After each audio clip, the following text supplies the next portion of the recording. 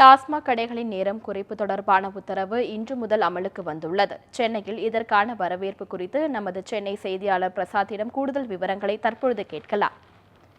பிரசாத், சொல்லுங்க, டாஸ்மாக் கடை நேரம் குறைப்பு தொடர்பான பொதுமக்கள் என்ன கருத்துக்களை தெரிவிக்கின்றனர்? தமிழக முதல்வரின் முதல் கையெழுத்து 500 மதுக்கடைகள் முதல் கட்டமாக மூடல் இன்று முதல் அமலுக்கு வந்திருக்கிறது. தமிழக முதல்வனுடைய அறிவிப்பு. இதை நீங்கள் பார்த்துக்கிட்டு இருக்கீங்க. இப்போ பார்க்கக்கூடிய காட்சி சரியாக 12 மணி அளவில் தான் இந்த மதுக்கடைகள்லாம் இப்போ திறக்கப்பட்டிருக்கு.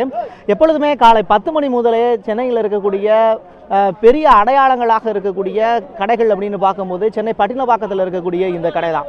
இந்த டாஸ்மாக் கடை பார்த்தீங்கன்னா காலை 10 மணி முதலே குடிமகன்களுடைய எண்ணிக்கை அதிகமாக காணப்பட்டது.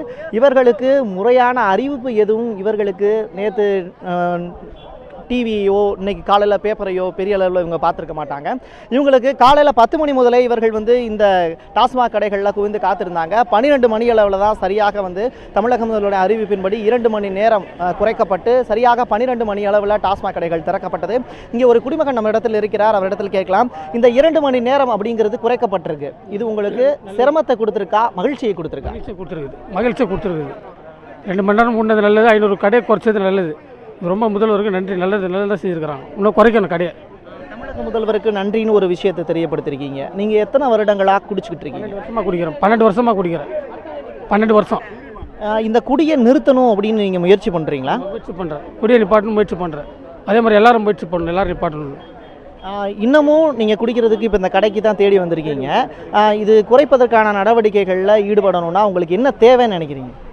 இது ஆட்டோமேட்டிக்காக குறைச்சிடும். ட்ரீட்மெண்ட் எடுத்தால் நான் குறைச்சிடுவேன். ஆட்டோமேட்டிக்காக ட்ரீட்மெண்ட் எடுத்தால் குறைச்சிடுவேன். இப்போ நீங்கள் ஒவ்வொருத்தரும் நீங்கள் ஒரு நாளைக்கு எவ்வளவு சம்பாதிக்கிறீங்க, எவ்வளவுக்கு குடிக்கிறீங்க? ஒரு நாளைக்கு 600 சம்பாதிக்கிறேன். 300 குடிப்பேன். 300 குடிச்சிடுவேன் ஒரு நாளைக்கு. இந்த 300 ரூபாய்க்கு நீங்கள் குடிக்கிறேன்னு சொல்கிறீங்க இல்லையா? இதுக்கு தனியாக நீங்கள் டாக்டர்கிட்ட போய் கவுன்சிலிங் அப்படிங்கிற ஒன்று எடுக்கிறதுக்கான வாய்ப்பு இருக்கா? உங்கள் குடும்பத்தில் இது வரைக்கும் அறிவுறுத்தியிருக்காங்களா? அறிவுறுத்திருக்காங்க. எடுத்தால் நான் திருப்பி ட்ரீட்மெண்ட் எடுத்தால் திருப்பி குடிச்சிட்டேன். நான் ட்ரீட்மெண்ட் எடுத்து 2 வாட்டி திருப்பி குடிச்சிட்டேன். தமிழ்நாடு கவர்மெண்ட் உங்களுக்காகவே உங்களுடைய நலனுக்காக அப்படிங்கிறது ரிலேட்டடாக ஒரு 500 மதுக்கடைகள் முதல் கட்டமாக மூடியிருக்காங்க, நேரத்தையும் குறைச்சிருக்காங்க. இப்படிப்பட்ட சூழ்நிலையில் உங்களுக்கு தொடர்ந்து கவுன்சிலிங் கொடுக்கறதுக்கும் சில டாக்டர்ஸ் அரேஞ்ச் பண்ணுறது ரிலேட்டடாக தமிழக அரசு ஆலோசனை நடத்திக்கிட்டு இருக்காங்க. இதை நீங்கள் வரவேற்பீங்களா? ரொம்ப நல்லது. அது மாதிரி வரப்பட ரொம்ப நல்லது. ஹெல்த்து நல்லாயிருக்கும், உடம்பு ஹெல்த். தமிழக முதல்வருடைய இந்த உத்தரவு தமிழகத்தில் இப்போது செயல்பட்டதுக்கு வந்திருக்கிறது. குடிமக்கள் நிறையா பேர் இங்கே அருகில் இருக்காங்க. இப்போ நம்மிடத்தில் ஒருவர் இருக்காங்க, மட்டும் கேட்கலாம். தமிழக முதல்வருடைய இந்த அறிவிப்பு மக்களுக்கு பயனுள்ள வகையில் இருக்குமா? இன்னும் இந்த பயணியை சாயந்தரம் 6 to 10 மாற்றணும். அம்மாவுக்கு இதை மாற்றினா இன்னும் நல்லா இருக்கும். எல்லாம் தெரிஞ்சிடுவாங்க. உண்மையாக என் மனசில் பட்டது நான் சொல்கிறேன். மேற்கத்திய கலாச்சாரத்தின் காரணமாக தமிழகத்திலையும் இந்த விஷயம் நடைமுறைக்கு வந்திருக்கு. இப்போ தமிழக அரசு மக்களுடைய நலன் கருதி மக்களுக்காக இந்த நேரத்தை குறைச்சிருக்காங்க. தொடர்ந்து நீங்களும் நேரத்தை குறைக்கணும்னு வலியுறுத்துறீங்க. தொடர்ந்து தமிழக அரசு என்ன செய்யணும்னு நினைக்கிறீங்க குடும்பங்களுடைய நலன் கருதி?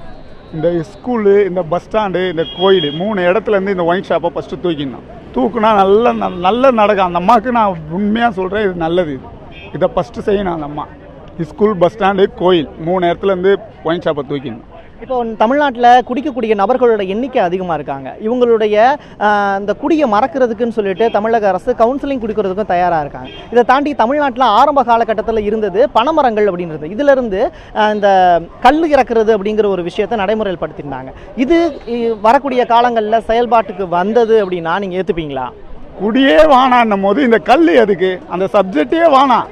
குடியே வானான்னு பேசும்போது இந்த கல் அதெல்லாம் எதுக்கு? வானவே வானாம். இந்த குடினால தான் நான் இன்றைக்கி வளத்தில் இருப்பேன். அதுவும் போச்சு.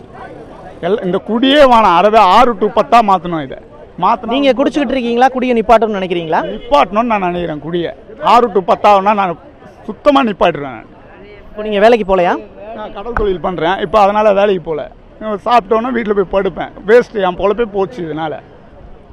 தமிழக முதல்வருடைய உத்தரவுப்படி தொடர்ச்சியாக பார்த்தீங்கன்னா மதுக்கடைகள் மூடப்படக்கூடிய சூழல் தமிழகத்தில் நிலவிக்கிட்டு இருக்கு. நேரமும் படிப்படியாக குறைக்கணும் அப்படிங்கிறது குடிமக்களுடைய விருப்பமாகவே இருக்கு. இப்படிப்பட்ட நிலைமையில இப்போ நம்ம நிற்கக்கூடிய இடம் சென்னை பட்டினப்பாக்கம். இங்கு இருக்கக்கூடிய சுற்றி இருக்கக்கூடிய மக்கள் முக்கியமான அவர்களுடைய வாழ்வாதாரம் அப்படிங்கிறது மீன் பிடிக்கிறது தான். இந்த மீன்பிடி தொழிலில் காலையிலேயே பார்த்தீங்கன்னா இந்த இடங்களில் பட்டினப்பாக்கம் பகுதியில் அதிகமான அளவில் டாஸ்மாக் கடைகளை நோக்கி வரக்கூடிய மக்களோட எண்ணிக்கை அதிகமாக இருக்கும். இப்படிப்பட்ட நிலையில் இன்னைக்கு காலையில் 10 மணிக்கே வந்து நிறைய குடிமகன்கள் இங்கே வந்து காத்திருந்தாங்க. நேரம் குறைக்கப்பட்டதன் காரணமாக சரியாக 12 மணி அளவில் முதல்வருடைய உத்தரவுப்படி 2 மணி நேரம் குறைக்கப்பட்டு டாஸ்மாக் கடைகள் திறக்கப்பட்டிருக்கு.